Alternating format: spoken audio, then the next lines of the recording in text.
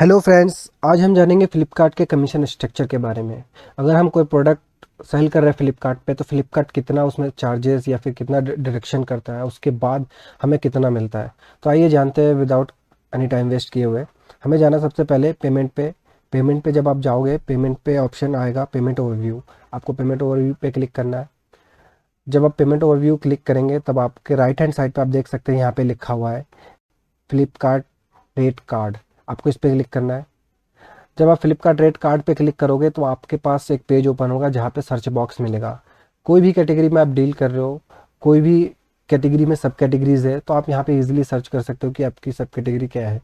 ठीक है, मैं रैंडमली एक फुटवेयर्स कैटेगरी का एक सैंडल उठा लेता हूँ और आपको समझाने की कोशिश करता हूँ कि फ्लिपकार्ट किस तरीके से चार्जेस या डिडक्शंस करता है। ठीक है, मैं यहाँ पे टाइप करूँगा सैंडल।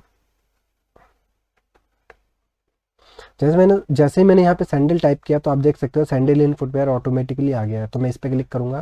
देन उसके बाद गेट रेट कार्ड, इस पर क्लिक करूँगा। जैसे ही मैं गेट रेट कार्ड पे क्लिक करता हूँ तो आप देख सकते हो कि यहाँ पे कमीशन स्ट्रक्चर का पूरा पेज ओपन हो गया है। ठीक है, तो आइए समझते हैं कि कमीशन किस तरीके से डिडक्ट करता है फ्लिपकार्ट। सबसे पहले आता है कमीशन। फ्लिपकार्ट चार तरीके से डिडक्शंस करता है। एक कमीशंस के रूप में, ये कमीशन। देन उसके बाद आता है फिक्स फी, ये आपका फिक्स्ड फी। देन उसके बाद आता है कलेक्शन फ़ी। देन उसके बाद आता है शिपिंग फ़ी। ओके, आइए हम स्टार्टिंग से जानते हैं कि कमीशन किस बेस पे डिडक्शंस होता है। यहाँ पे लिखा हुआ है this fees is charged for use of Flipkart market place platform. It is calculated as a percentage of the order item value which includes selling price and shipping charges paid by customer. It excludes discount offered by seller and any NDD HDD charges. Flipkart ये कह रहा है कि आप अगर आपके पास कोई product है, उसकी एमआरपी अगर 100 रुपीज़ सपोज है, तो ऑब्वियसली आप उस पर 100 रुपीज़ का तो एमआरपी पे तो नहीं बेचोगे। हाँ, बेचा जा सकता है, बट एमआरपी पे कोई ज़्यादातर खरीदता नहीं है। तो सपोज़ आप 90 रुपये का उसको बेच रहे हो, तो 90 रुपये का जब आप बेच रहे हो तो ऑटोमेटिकली डिस्काउंटिंग हो ही गया है, हमने 10% डिस्काउंट दे ही दिया है। तो वही चीज़ कह रहा है कि after discount it's exclude discount offered by seller. मतलब डिस्काउंट के बाद जो सेलिंग प्राइस होगा उस पर आपका कमीशन लगेगा। ठीक है, एंड देन उसके बाद एक चीज़ और उन्होंने कहा है शिपिंग चार्जेस। हाँ, उन्होंने कहा है विच इंक्लूड्स, अब देख सकते हैं यहाँ पे लिखा हुआ है विच includes selling price and shipping charges paid by the customer.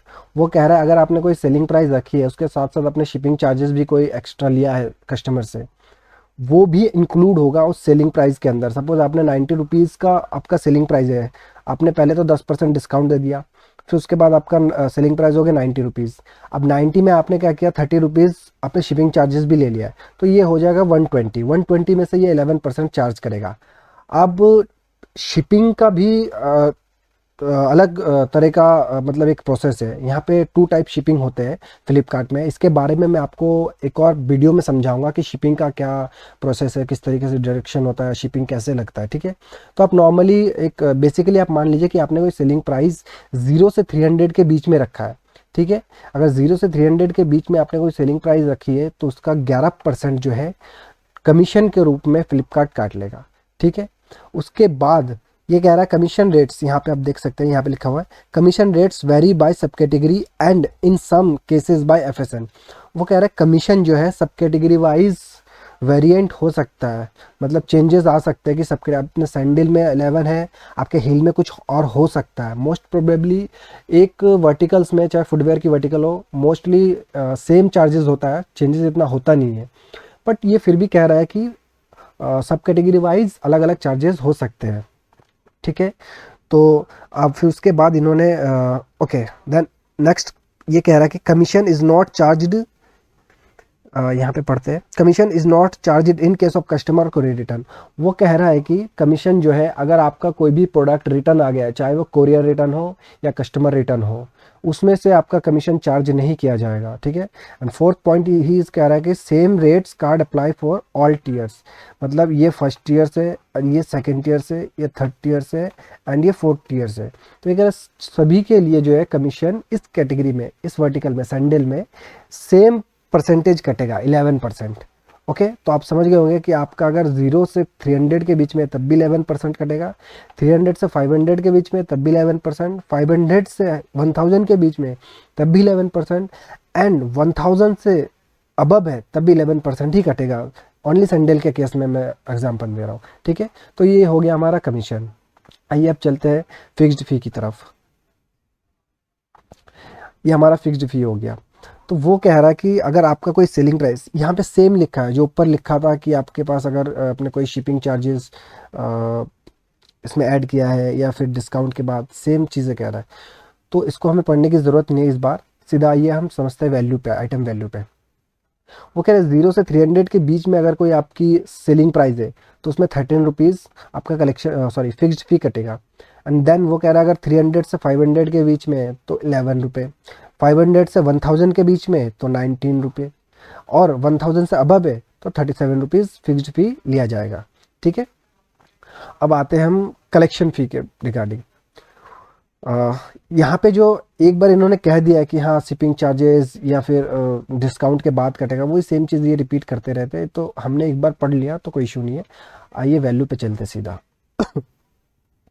वो कह रहे हैं 0 से 700 के बीच में अगर कोई आपकी सेलिंग प्राइस है तो उसमें प्रीपेड में, प्रीपेड मीन्स जो कस्टमर पहले ही पैसा पे, जैसे कार्ड पे या फिर प्रीपेड मतलब एडवांस पैसा पे कर देते हैं, उस पर 2% कटेगा। और पोस्ट पेड पे means 15 rupees, cash on delivery हो गया आपका, ठीक है।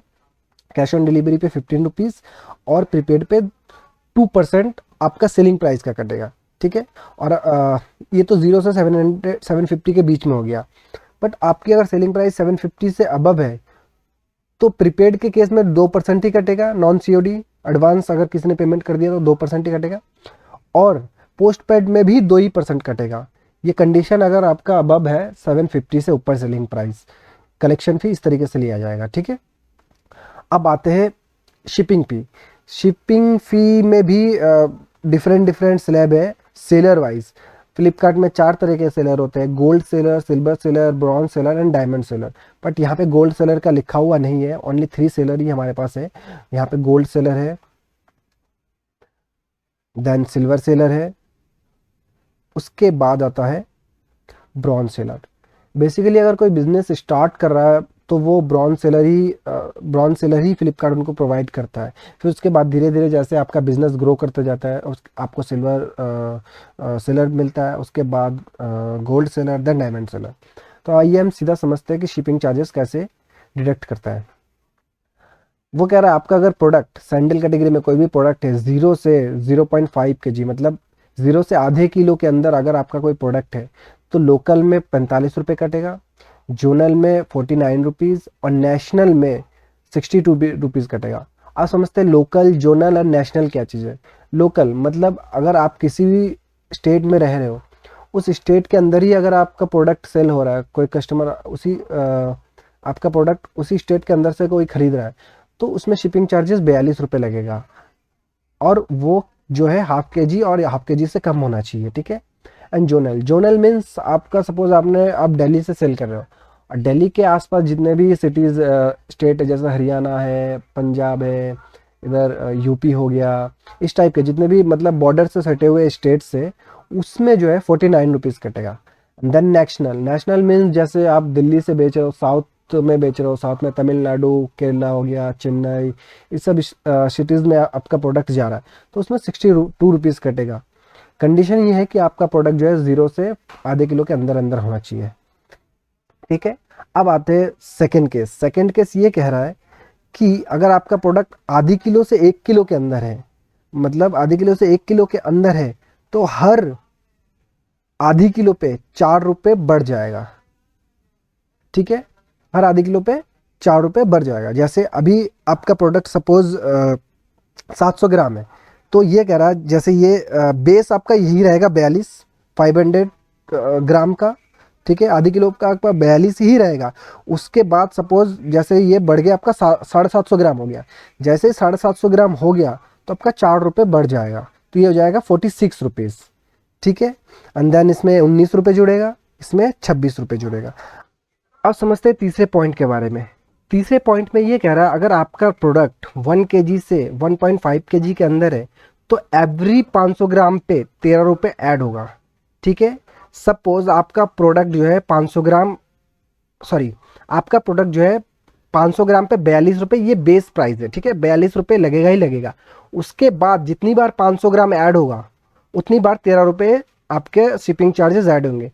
आपका प्रोडक्ट सपोज 1.5 किलो हो गया, ठीक है, 500 ग्राम से 1.5 किलो हो गया, तो ये कह रहा है कि 500 ग्राम का तो 42 रुपये लगेगा ही लगेगा। उसके बाद 1.5 किलो होने में 500 ग्राम 2 बार आ रहा है, तो ये रिपीट 13 दूनी 26 रुपये और ऐड होगा इसमें, ठीक है। 13 रुपये 26 रुपये और ऐड होगा तो आपका शिपिंग चार्जेस ये बढ़ेगा। वैसे ही जोनल का है, वैसे ही नेशनल का है, ठीक है। तो इस तरीके से आगे की कंडीशन दे रखी है, ठीक है। आपका बेस प्राइस ये है, जैसे जैसे आपका 500 ग्राम बढ़ता जाएगा वैसे वैसे ये प्राइस भी बढ़ता जाएगा। अब समझ गए होंगे शिपिंग चार्जेस का क्या स्ट्रक्चर है, ठीक है। तो आइए आज एक एग्जाम्पल के थ्रू समझते। एक कोई भी रैंडमली एक सेलिंग प्राइस ले लेते हैं हम, ठीक है, और उसको एग्जाम्पल के तौर पे समझते हैं, ठीक है। और जो भी ये कमीशंस है, ये कमीशंस पे भी टैक्स लगेगा 18%, वो भी डिडक्शन होगा, ठीक है। कलेक्शन पे भी टैक्स लगेगा। देन आपका सॉरी फिक्स्ड फी भी एंड कलेक्शन पे भी टैक्स लगेगा, और शिपिंग चार्जेस पे भी टैक्स लगेगा, ठीक है। अब एग्जांपल ले लेते हैं एक, चलिए एग्जांपल के थ्रू समझते हैं। सपोज आपके पास कोई प्रोडक्ट है जिसका वेट जो है वो है 1.4 kg, ठीक है। और अब सेलिंग प्राइस जो है इसकी, selling price, this is wait,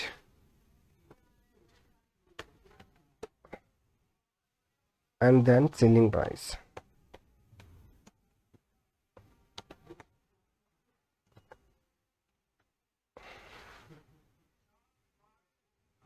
selling price ले लेते हैं हम 999 ले लेते हैं। अब ये कह रहा है कि सबसे पहले हम देखते हैं उधर जाके क्या कह रहा है, कितना परसेंट, 11%। ये कह रहा है अगर 300 सेम टीयर्स, उसने कहा कि सब में 11% ही लगेगा, तो हमारा 900 रुपीज़ है, 999 सेलिंग प्राइस है, तो 11% का पहले चार्जेस ये लगा लेते हैं।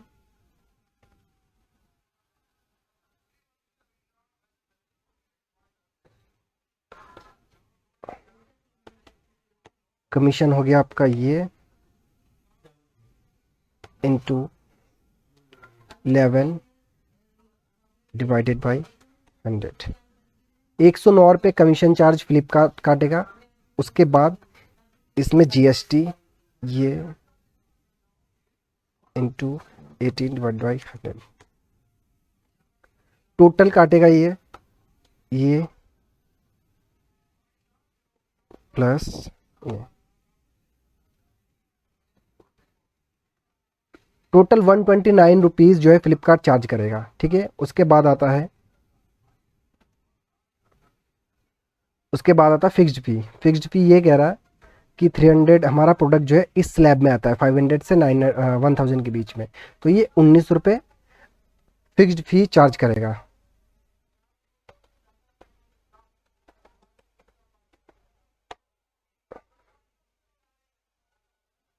कितना था, 19 रुपीज़, 19 रुपीज़ फिक्स्ड फी प्लस इसमें जीएसटी,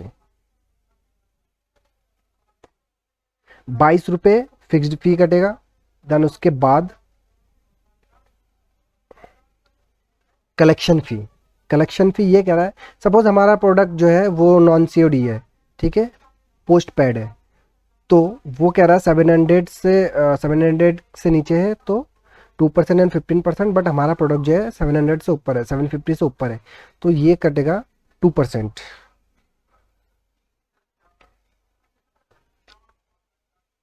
कलेक्शन फ़ी 2%।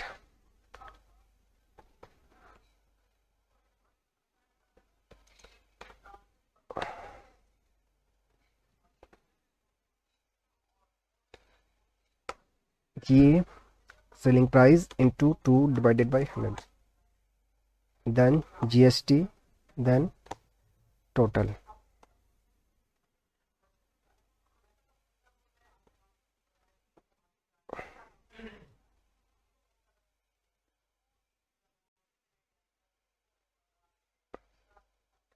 देन उसके बाद आता है शिपिंग फी।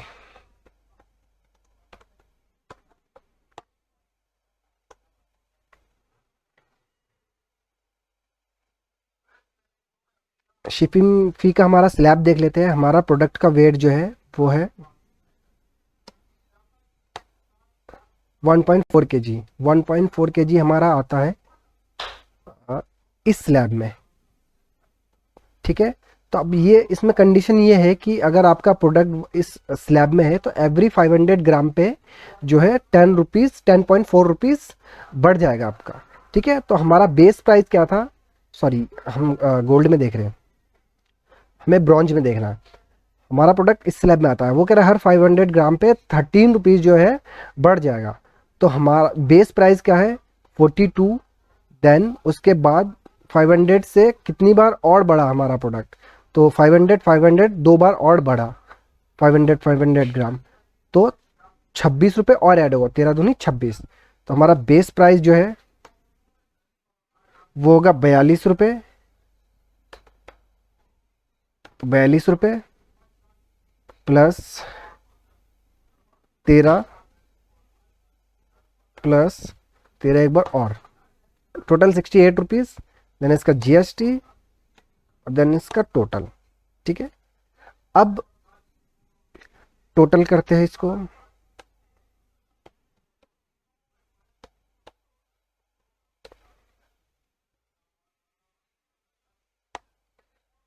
आपका जो सेलिंग प्राइस है 999, इसमें से फ्लिपकार्ट जो है 250 रुपीज़ डिडक्शन कर लेगा, उसके बाद जो है आपको देगा। सपोज आपका सेलिंग प्राइस कितना था 999,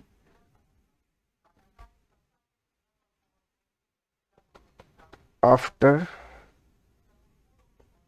फ्लिपकार्ट चार्जेस,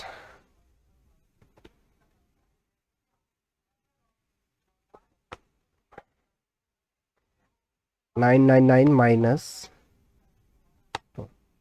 आपको जो है 743 रुपीज़ मिलेगा, ठीक है। अब 743 में भी आपका जो है कॉस्ट जितने का बैठा है उस कॉस्ट को माइनस कर दो, आपका प्रॉफिट। सपोज आपका 500 का कॉस्ट बैठा है तो आपका प्रॉफिट हो गया ये माइनस, ठीक है। तो आई होप आप समझ गए होंगे कि फ्लिपकार्ट में कमीशन स्ट्रक्चर्स किस तरीके से काम करता है। मैंने आपको एक एग्जांपल भी दे दिया रैंडमली, ठीक है। तो आज के लिए इतना ही, मिलते हैं नेक्स्ट वीडियो में किसी और वीडियो पे। Thank you.